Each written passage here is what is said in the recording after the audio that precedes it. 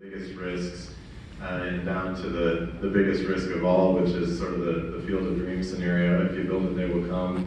Do they actually come?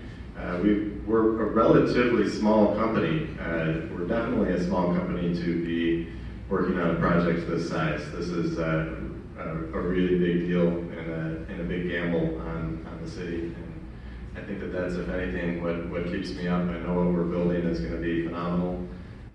But we've done the math, and it should work out. On paper, it looks okay, and yet there's just a lot of unknowns in coming downtown and how exactly that plays out. So we're all hopeful that the community responds to it the way that we hope they will. So, by a show of hands, who went out to dinner last night? That keeps me awake at night. So, as we talk about today, one of the things that's changing in the retail atmosphere, retail world, is the need, or the push towards more experiential type retail uses, restaurants and bars. Well, the truth is that in a metro area of 1 million people, there's only so many. And by the way, just to give you some round numbers, because I also happen to be in the restaurant business, sort of a local Grand Rapids restaurant is going to need 300 to 500 people a day walking through the front door in order to keep its doors open long term. So you can kind of do the math with 1 million people in the metro area, how many times a week you go out to dinner, kind of back calculate down that. How many restaurants and bars are really demanded in the area? And we see a lot of them. We're kind of a gastronomic city now. There's all kinds of great places to eat. But what I worry about on a regular basis is that the people who are opening all of these new places are able to be successful, restaurants and bars and other types of experiential things, and that we're not overbuilding and over-expecting from our local markets. Because as much as I like to, I'm not going to spend, like I did the other night, $60 to have carry-out dinner for my wife and my son and I. You can't do that every day, right? So it does become a little bit concerning to me that we don't overdo it, and that we do, in fact, spend the time and energy to support the things that we get. That's the second part of it. So, I fully intend to be a regular at Studio C, and I think that when those types of things are brought to the city, it's a huge risk that people take.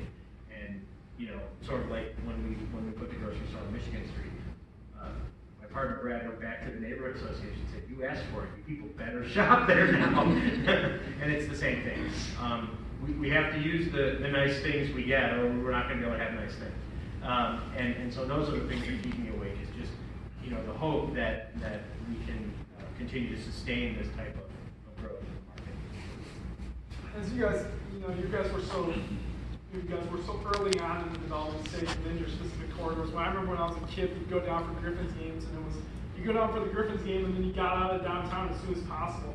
And now you see how many cranes are in the skies. And do you see another part within Grand Rapids that's kind of going to be that next phase of development, and kind of maybe that next area of growth? Eric seems to figure that out before the rest of us. Yeah, much credit there. Obviously, the west side, that train already left the station. I don't have a great answer on that. My crystal ball is just kind of weird. This whole South Division corridor thing has always kind of been a mystery to me. North Monroe was super hot, then it went, that's kind of where I started, right, with the Brassworks project. And then that sort of went cool for a while, and now there's a bunch of cranes and there's stuff going on, so I think I'm the wrong guy.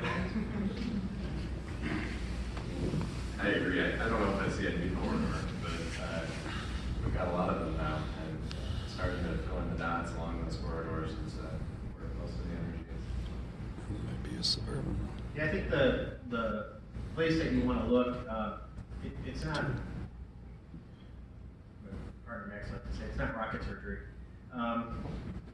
You want to look where the corridor, where the neighborhood people are engaging with the city. So I would say, Plainfield seems to be working on a corridor district now. West Leonard is working on a corridor district. South Division is trying to figure that out. That is a bit of a challenge and mystery. But where do you have the neighborhood engagement? What we found is they kind of tell you what they want, and then if you can make it happen, you know, and it's much more powerful if you walk in to talk to Sarah and say, this is the neighborhood plan, and this is how we're going to try to help fulfill it. So that's what we've done. Again, that means that very often we're second or third people in buying real estate at elevated prices, but we don't carry a lot of inventory that way, so that's the upside, I suppose. So that's really what I think is that there are some, there's more neighborhood development happening, and I think where you have these corridor plans and corridor improvement districts happening is where the more likely fertile ground would be. So that frankly, from Third Coast perspective, that's what we're looking. We're looking to see where's their engagement and where's their opportunity for us to you know, take part in that growth of each little neighborhood as well. And I guess maybe we have 5 minutes or so. Does the audience have any questions you'd like to ask these guys? Hi, Drew Nelson, Bradley Company. So